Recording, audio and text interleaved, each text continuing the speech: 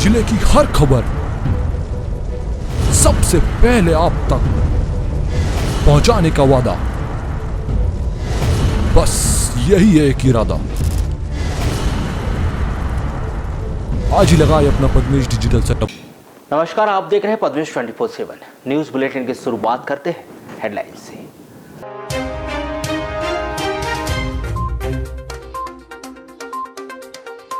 मुख्यमंत्री पशुपालन विकास पुरस्कार कार्यक्रम में कांग्रेस पर जमकर बरसे आयोग अध्यक्ष। कांग्रेस पूर्व अध्यक्ष को बताया देशद्रोही, देश से बाहर निकाल देने की कही बात।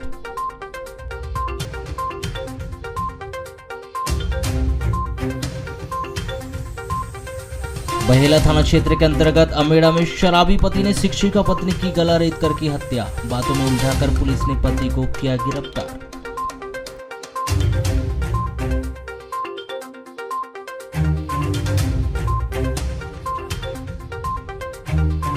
वाराणसी में विधानसभा चुनाव नजदीक आते ही शुरू हुआ बयानबाजी का दौर। लोधी समाज पूर्व जिला अध्यक्ष ने वाराणसी विधायक को अनर्गल बयानबाजी से बाज आने की दी हिदायत।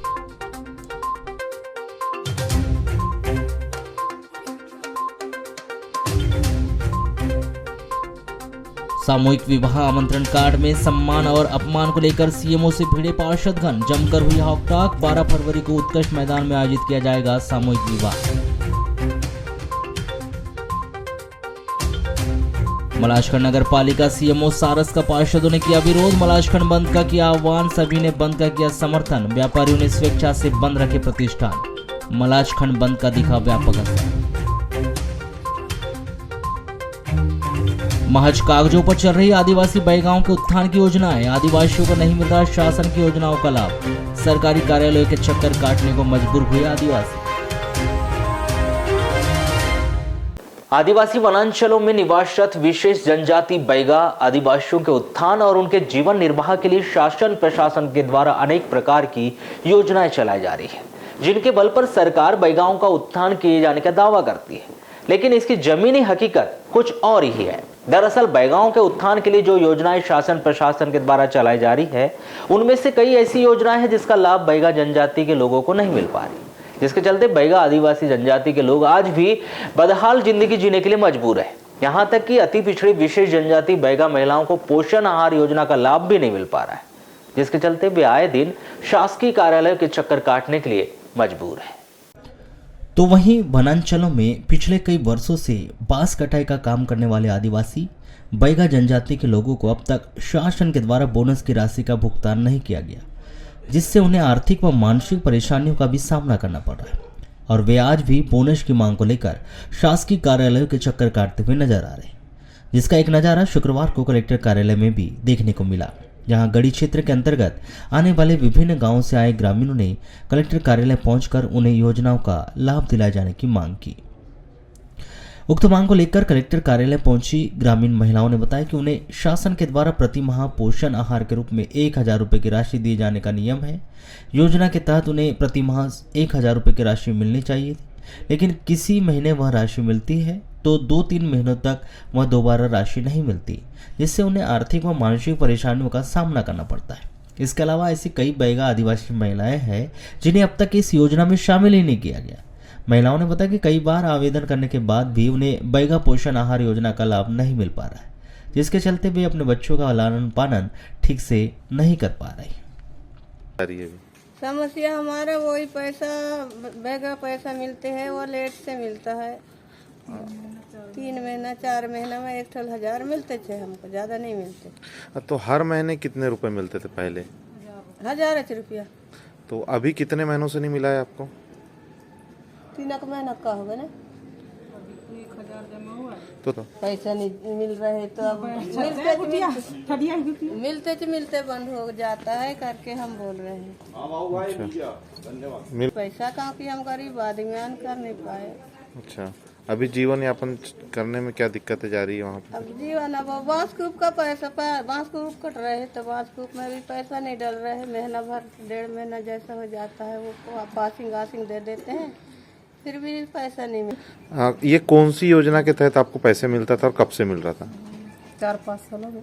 हाँ, कौन सी योजना के तहत मिलता था पैसा? बैगा पैसा। अच्छा, बैगा योजना करके बैगा योजना के अंतर्गत अभी कितने महीनों से नहीं मिला है? अभी तो 3 महीना हो गया, तो 3 महीने के अंदर में अभी 1,000 जमा हुआ है। आपने किसी से बात नहीं की है? नहीं किया सर। प्रशासनिक अधिकारी से बात किए होंगे। अच्छा, क्यों?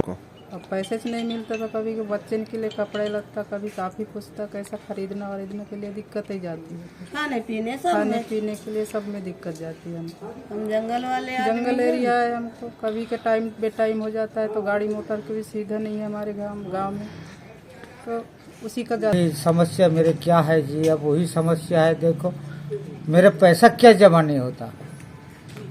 अच्छा, तो कौन सी योजना के तहत पैसा मिलता मेरे जंगल काट रहा हूँ, वो पैसा जमा नहीं होता मेरा। था? कितने महीने से पैसा जमा? अरे अभी 2 महीना हो गया, हमारा पैसा जमा नहीं हो रहा। और ये जो बरी है अभी कुछ दिक्कत नहीं जी, करीब 5-6 साल हो गया, 436 नए गांव का बोनस ही नहीं डल रहा है। बाकी लोगों का डल गया है, कई लोगों का डला ही नहीं है। तो जरूरी है ना सर, बहुत दिन हो गया। तो आपने इस संबंध में वन विभाग के अधिकारियों से बात नहीं की है क्या? पूछ रहे हैं तो कहते हैं लिस्ट उसका यार, वो जो पुराना सिपाही था काम कराया है नहीं, वो खत्म हो गया। सीताराम करके था, 436 नाम। हाँ, वो रामेश्वर करके मुंशी है। तो मैं बाजार का रोज पूछा उसको, तो क्या तो बोला जी पंचाड़ी का क्या बोल रहा था उसका नाम। अच्छा, लगभग ऐसे कितने लोग होंगे जिनको बोनस नहीं मिले? नहीं मिला ये 15-20 लोगों को नहीं मिला है सर वहाँ का। बहेला थाना क्षेत्र के अंतर्गत आने वाले ग्राम अमेड़ा में उस समय सनसनी फैल गई जब एक पति ने अपनी पत्नी की धारदार हथियार से हत्या कर अपने को उसी कमरे में बंद कर दिया। प्रथम दृष्टया मामला आपसी विवाद का बताया जा रहा है। पति पत्नी के बीच सालों से विवाद चल रहा था। पुलिस से मिल रही जानकारी के अनुसार अमेड़ा निवासी दुर्गा प्रसाद बावनकर उम्र 45 वर्ष और उनकी पत्नी सरला बावनकर उम्र 40 वर्ष लंबे समय से अलग रह रहे थे। पति शराब पीने का आदी था जो अक्सर पत्नी से विवाद व मारपीट करता रहता है। मृतक सरला गांव में ही प्राथमिक शाला में शिक्षिका थी। बताया जा रहा है कि मृतका अपनी 2 बेटियों के साथ अमेड़ा में उसी स्कूल के बगल वाले कमरे में रहती थी जहां वह पढ़ाने जाती थी। गुरुवार रात दुर्गा प्रसाद उसके घर पहुंचा और विवाद करने लगा। विवाद बढ़ता देख बेटी घर के बाहर आ गई। इतने में पति के द्वारा धारदार हथियार से पत्नी पर वार कर दिया गया और शरीर पर भी चाकू से वार किए जाने से अत्यधिक खून बहने से मौके पर ही उसकी मौत हो गई। घटना को अंजाम देने के बाद पति ने दरवाजा अंदर से बंद कर खुद को कमरे में बंद कर लिया। जानकारी मिलते ही पुलिस के द्वारा पति को बातों में उलझाकर दरवाजा तोड़कर गिरफ्तार कर लिया गया। पुलिस ने शव बरामद कर मामले की विवेचना शुरू कर दी है। वहीं दूरभाष पर बहेला थाना प्रभारी दिनेश भंवर ने बताया कि घटना रात की है। पति पत्नी के बीच बीते 4 माह से विवाद चल रहा था। पति शराब पीने का आदी था जिसके चलते आए दिन इनके बीच वाद विवाद होते रहता था, जिसके चलते बीती रात पति के द्वारा पत्नी की चाकू मारकर हत्या कर दी गई। जैसी ही हमें जानकारी लगी हमारे द्वारा रात में ही आरोपी को हिरासत में ले लिया गया और अभी पीएम करवा कर शव परिजनों को सौंप दिया गया। मामले की जांच में अग्रिम कार्रवाई की जा रही है। वारासोनी थाना क्षेत्र के अंतर्गत आने वाले ग्राम मेहंदीवाड़ा में गुरुवार की दोपहर एक अज्ञात मोटरसाइकिल चालक ने तेज रफ्तार से लापरवाही पूर्वक वाहन चलाते हुए साइकिल में सवार एक बुजुर्ग व्यक्ति को ठोस मार दी। इस सड़क हादसे में गंभीर रूप से घायल बुजुर्ग व्यक्ति की उपचार के दौरान मौत हो गई। प्राप्त जानकारी के अनुसार झालीवाड़ा निवासी सेवकराम टेमरे कृषि कार्य करते थे जिनके 4 बच्चे हैं। बताया जा रहा है कि सेवकराम ने गुरुवार की दोपहर करीब 3 बजे अपने सबसे छोटे पुत्र सुनील टेमरे के साथ खाना खाया था। जहां खाना खाने के बाद सुनील दूसरे के खेत में सरसों के बोझ बांधने के लिए चला गया था, तो वहीं सेवकराम किसी काम से साइकिल में सवार होकर मेहंदीवाड़ा आए थे।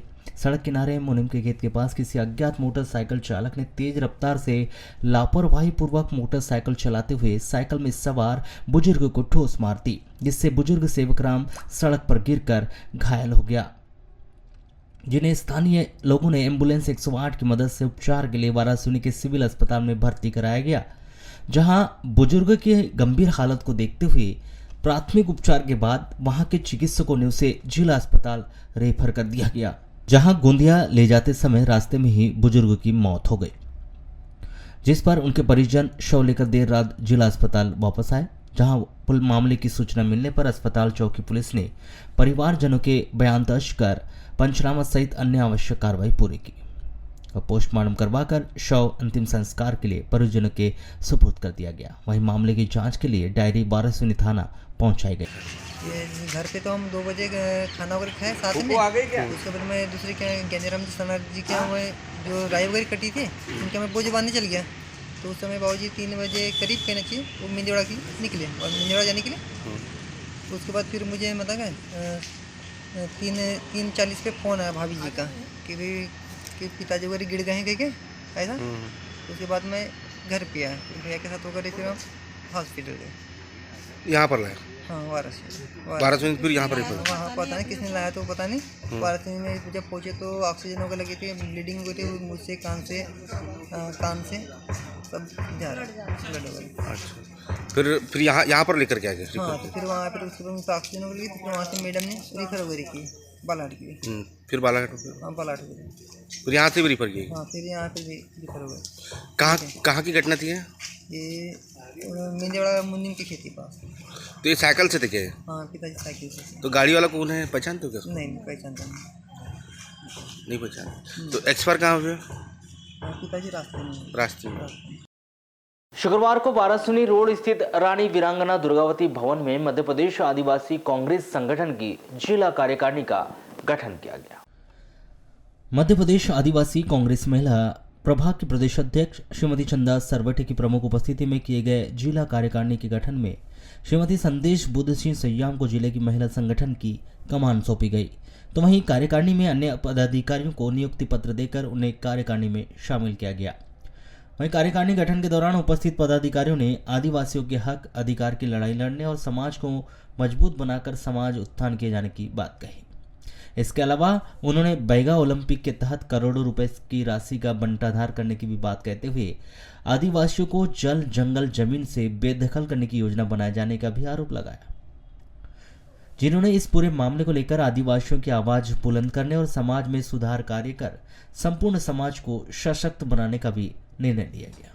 मुझे यहाँ पर बालाघाट में आदिवासी महिला कांग्रेस की जिलाध्यक्ष बनाया गया है और मुझे ये दायित्व सौंपा गया है कि हम यानी हमारे जो समाज के लोग हैं उनको बहुत एक्टिव करना है, यानी सारी चीज़ों का उनको नॉलेज होना चाहिए, क्योंकि बहुत सी समस्याएं ऐसी होती है कि चाहे कांग्रेस हो या बीजेपी हो, जो ऊपर में पद में बैठे हैं वो आदिवासियों की तरफ ध्यान नहीं दिया जाता। तो हमको ये कि बहुत अच्छा माध्यम मिल गया आदिवासी कांग्रेस के माध्यम से कि हम अपने समाज का सुधार कार्य कर सकें और हमारे समाज में जो समस्याएं हैं वो हम ऊपर तक पहुँचा सकें। नगर के बैयर चौकी मरारी मोहल्ला स्थित शराब दुकान के पास एक युवक को चाकू और लाठी डंडे से मारपीट कर घायल कर दिया गया। घटना रात्रि 8 बजे की बताई जा रही है। घायल युवक राहुल पिता राजेश पालेवार 22 वर्ष वार्ड नंबर 3 गड्ढा मोहल्ला बालाघाट निवासी को जिला अस्पताल में भर्ती किया गया है। प्राप्त जानकारी के अनुसार 9 फरवरी की रात्रि 8 बजे करीब राहुल अपने साथी के साथ मोटरसाइकिल में शराब दुकान की तरफ गया था। तभी वहां पर गुड्डा, तनु और हर्षिल ने राहुल के मोटरसाइकिल से चाबी निकाल ली। इसी को लेकर विवाद बढ़ गया और विवाद बढ़ने के साथ ही गुड्डा, तनु और हर्षिल ने राहुल को चाकू, डंडे से और लाठी से मारपीट कर दी। इस वारदात के दौरान मौके पर पहुंची डायल 100 से घायल राहुल को जिला अस्पताल लाकर भर्ती किया गया। एक अन्य जानकारी के मुताबिक राहुल आपराधिक प्रवृत्ति का युवक है, जिसके विरुद्ध न्यायालय के द्वारा वारंट जारी किया गया है। 9 फरवरी की रात्रि राहुल हाथ में चाकू लेकर निकला था और चिल्लाते हुए शराब भट्टी तक पहुंच गया और किसी को मारने जा रहा था। तभी उसका तन्नू, हर्षल और गुड्डा के साथ विवाद हो गया और तीनों ने राहुल को चाकू, लाठी डंडे से मारपीट कर घायल कर दिया। इसके बाद डायल 100 से जिला अस्पताल लाकर उसे भर्ती किया गया। Ward number 3। कौन लगते हैं भाई? ये दोस्त है। क्या हुआ था कल हम लोग घूमने गए थे। कहाँ पे? बैयर चौक की तरफ। हाँ। तो गुड्डू, तनवीर और था हर्षिल, ये तीनों लोगों ने गाड़ी की चाबी छीन ली है और चाबी मांगने पर वाद विवाद करने लगे, गाली उतार करने लगे। तो कैसे मारपीट की उसको? चाकू से, डंडे से और ईंटे से। मलाजखंड नगर पालिका के पार्षद पिछले 10 दिनों से धरने पर बैठे हुए हैं, जिनकी मांग है कि नगर पालिका के सीएमओ को हटाया जाए। इसी के चलते शुक्रवार को वहां बंद का आह्वान किया गया था और इस बंद का समर्थन करते हुए व्यापारियों ने भी अपने अपने प्रतिष्ठान भी बंद रखे और इस बंद का व्यापक असर भी देखने को मिला। बंद के चलते सुबह से ही स्थानीय व्यापारियों ने अपने प्रतिष्ठान नहीं खोले, तो वहीं धरने पर बैठे पार्षदों ने मलाजखंड नगर पालिका सीएमओ सारस पर भ्रष्टाचार का आरोप लगाते हुए उनकी पुनः वापसी पर सवाल उठाए। सीएमओ को हटाने की मांग को लेकर मलाजखंड नगर पालिका के सभी पार्टी के आधे से अधिक पार्षद सीएमओ सारस के खिलाफ है, जो पिछले 10 दिनों से धरना प्रदर्शन पर बैठे हैं, जिनकी प्रमुख मांग है कि लक्ष्मण सिंह सारस, जो कि 4 वर्षों से यहां पर पदस्थ थे और 7 से 8 माह पूर्व ही इनका यहां से ट्रांसफ़र हुआ था, लेकिन एक बार फिर से उनका यहां पर ट्रांसफ़र कर दिया गया और इन पर पहले ही भ्रष्टाचार के कई आरोप लग चुके हैं और जिसकी जांच भी चल रही है। इन सभी बातों से नाराज होकर वार्डों के पार्षद धरना प्रदर्शन कर रहे हैं। साथ ही पार्षदों को क्षेत्र के सभी लोगों का भरपूर सहयोग भी मिल रहा है। बताया जा रहा है कि मलाजखंड नगर पालिका में एक बार फिर से सीएमओ लक्ष्मण सिंह सारस के वापस आते ही परिषद की बैठक रखी गई थी, जिसमें 21 पार्षद शामिल हुए थे, जिनमें से 14 पार्षदों ने तत्कालीन सीएमओ शिव प्रसाद धुर्वे पर अपनी सहमति दी थी और उनका कहना था कि धुर्वे को यथावत रखा जाए। वहीं 7 पार्षद लक्ष्मण सारस के पक्ष में थे। परिषद में भी सीएमओ सारस को हटाने को लेकर प्रस्ताव पास हो गया था। लगातार पार्षदों के द्वारा शासन प्रशासन को ज्ञापन भी दिया गया, लेकिन अब तक कोई कार्रवाई नहीं हुई, जिसके चलते पिछले 10 दिनों से धरना कर रहे पार्षदों ने पूरे नगर पालिका क्षेत्र को बंद रखने का आह्वान किया था, जिसका आज शुक्रवार को व्यापक असर देखने को भी मिला। सभी व्यापारियों ने अपने प्रतिष्ठान बंद रखे और पार्षदों के इस प्रदर्शन में अपना भरपूर सहयोग दिया। और हम लोग लगातार यहाँ 1 फरवरी से धरने पर बैठे हैं। आज 10 दिन हो चुके हैं और हमने यहाँ पर ज्ञापन भी दिया है 2 तारीख को प्रशासन को, मुख्यमंत्री के नाम, और हमारे 2 तारीख को 3 तारीख को परिषद ने हमारे क्षेत्र की जो जनता के द्वारा चुने जो पार्षद हैं 14 पार्षद, उन्होंने प्रस्ताव पारित किया शिव प्रसाद धुर्वे यहाँ रहना चाहिए और लक्ष्मण सारस जाना चाहिए, किंतु उसका ज्ञापन हमने दिया है प्रशासन को, लेकिन आज तक की कोई कार्रवाई उस पर शासन प्रशासन की ओर से नहीं हुआ।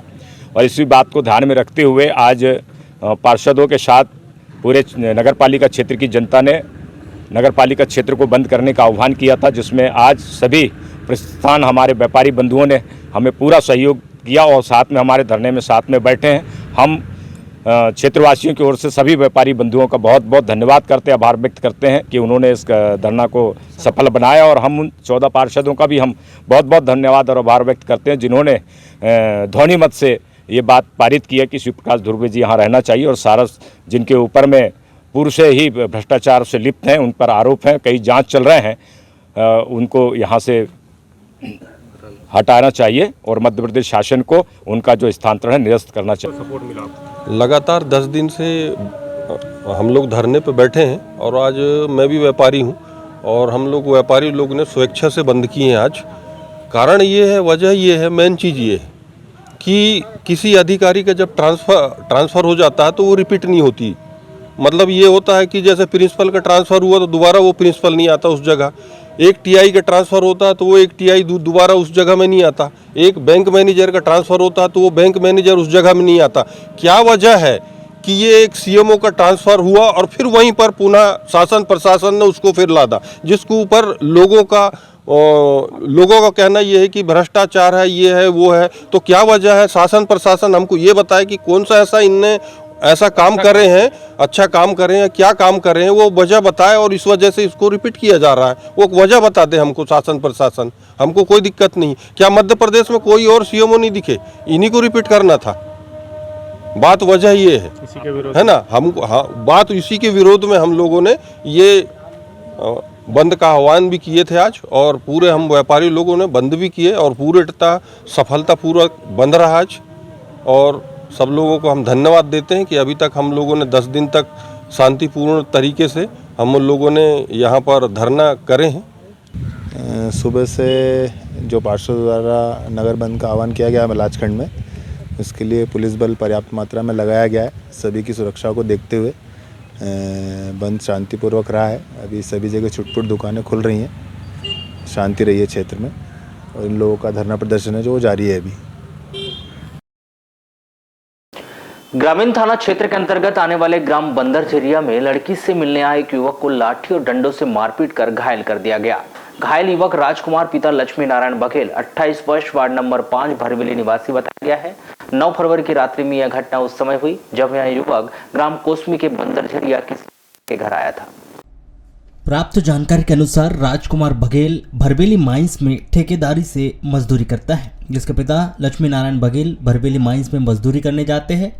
राजकुमार की मां प्रभा भरबेली में ही सब्जी की दुकान लगाती। बताया गया कि 9 फरवरी की रात्रि 8 बजे राजकुमार बघेल ने सब्जी की दुकान उठाने में अपनी मां को सहयोग भी किया था। उसके बाद राजकुमार अपनी मां के साथ घर आ गया, फिर भरबेली माइंस चला गया था। रात्रि 8:30 बजे करीब राजकुमार मोटरसाइकिल से घूमने के लिए निकला था, जो रात्रि में घर वापस नहीं आया। रात्रि 12 बजे करीब राजकुमार के पिता लक्ष्मी नारायण बघेल माइंस से काम करने के बाद घर आए। तब उसने राजकुमार के संबंध में पूछताछ की तो पत्नी प्रभा ने बताया कि शाम को राजकुमार मोटरसाइकिल से घूमने निकला था किंतु वापस नहीं आया। लक्ष्मी नारायण ने रात्रि में भरबेली में अपने बेटे राजकुमार की खोजबीन की किंतु नहीं मिलने पर समझे कि किसी दोस्त के घर चला गया होगा।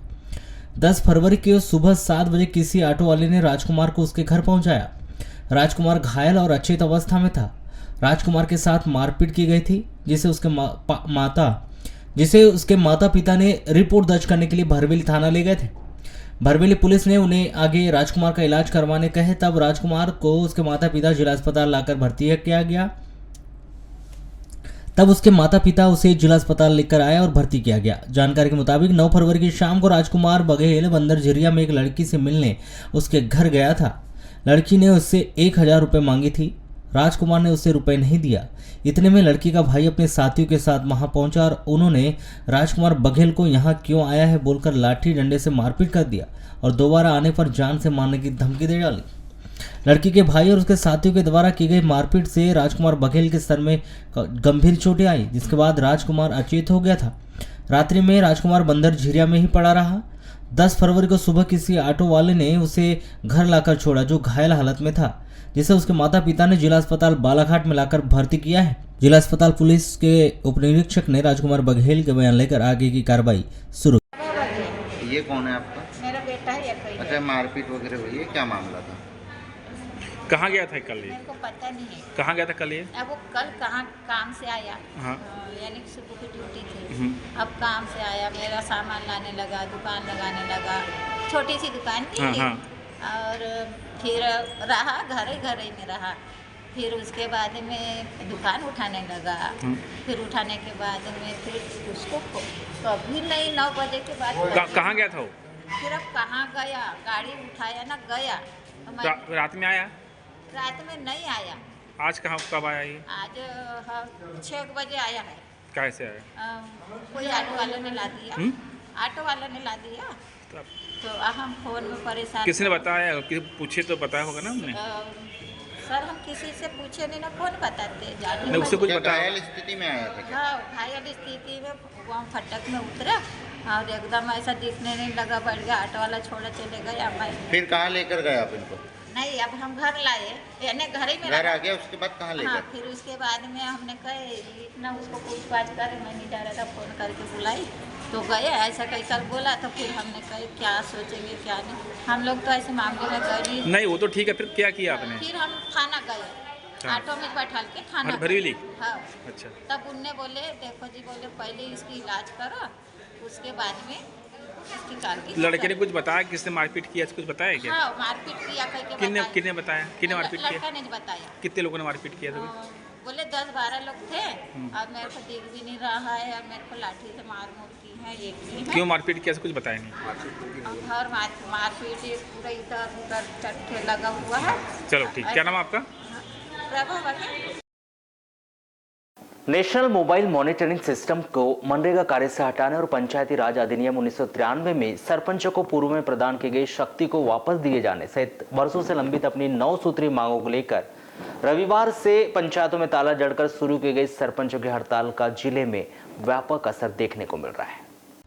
जहां सरपंचों की इस तालाबंदी हड़ताल के चलते पंचायत सचिव और रोजगार सहायक पंचायतों में बैठकर शासकीय कार्य नहीं कर पा रहे और वहां भी 5 फरवरी से पंचायत नहीं पहुंच पा रहे। इस हड़ताल से जहां एक और पंचायत के द्वारा कराए जाने वाले विकास और निर्माण संबंधी कार्य पूर्णतः ठप हो गए हैं, तो वहीं इस हड़ताल के चलते ग्रामीणों के पंचायत संबंधी कार्य भी नहीं हो पा रहे। इसके अलावा सरपंचों के द्वारा शुरू की गई इस हड़ताल से सरकार की विकास यात्रा पर भी खासा असर पड़ रहा है।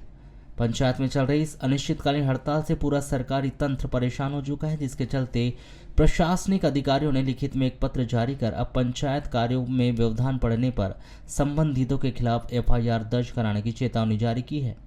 जहां बैयर अनुविभागीय अधिकारी तन्मय वशिष्ठ शर्मा ने शुक्रवार को एक पत्र जारी कर बैयर, बिरसा और परसवाड़ा जनपद पंचायतों के समस्त पंचायतों को खोलने के आदेश दिए हैं, जिन्होंने आदेश का उल्लंघन करने पर संबंधितों के खिलाफ एफआईआर दर्ज कराने की चेतावनी दी है। अब देखना यह दिलचस्प होगा कि सरकारी तंत्र की इस चेतावनी की हड़तालियों पर क्या असर पड़ता है। जहां जारी किए गए इस चेतावनी पत्र पर पंचायतों के ताले खोले जाएंगे या फिर संबंधितों के खिलाफ एफआईआर दर्ज कराई जाएगी, यह तो आने वाला वक्त ही बताएगा। बैयर अनुविभागीय अधिकारी तन्मय वशिष्ठ शर्मा के द्वारा बैयर, बिरसा और परसवाड़ा जनपद पंचायतों के लिए जारी किए गए इस चेतावनी पत्र में उल्लेखित किया गया है कि प्रायः देखने में आ रहा है कि सरपंचों की हड़ताल के कारण ग्राम पंचायत कार्यालय में ताला लगा दिया गया है, जिससे आमजनों के कार्य नहीं हो पा रहे हैं तथा शासकीय कार्य में भी व्यवधान उत्पन्न हो रहा है। हड़ताल के दौरान इस प्रकार कार्यालय में ताला लगाना नियम के विरुद्ध है। संबंधित ग्राम पंचायतों के सचिव व ग्राम रोजगार सहायक भी कार्यालय से निरंतर अनुपस्थित है। अंततः संबंधित सचिवों व ग्राम रोजगार सहायकों को ग्राम पंचायत कार्यालय खोलकर कर्तव्य पर उपस्थित रहने हेतु तत्काल आदेशित करें तथा कृत कार्रवाई से अधो हस्ताक्षरकर्ता को अवगत कराना सुनिश्चित करें। उक्त कार्य में व्यवधान उत्पन्न करने वाले व्यक्तियों के विरुद्ध संबंधित पुलिस थाने में प्राथमिक सूचना रिपोर्ट एफआईआर दर्ज की जाए। पंचायत कार्यालय बंद पाए जाने पर आप स्वयं जिम्मेदार रहेंगे।